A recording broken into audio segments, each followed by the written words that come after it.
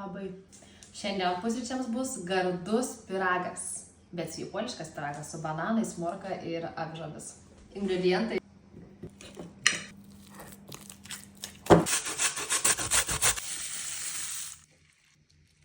Ir mano mėgstamiausiai avietiniai baltymai. Nuduosime jų. Pakardinti.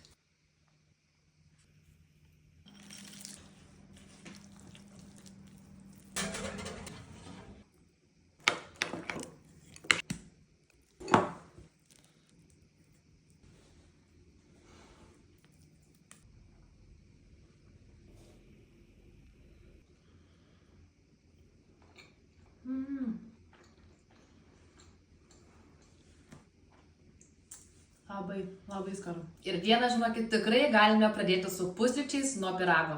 Jeigu pyragas šitoks, tikrai galima.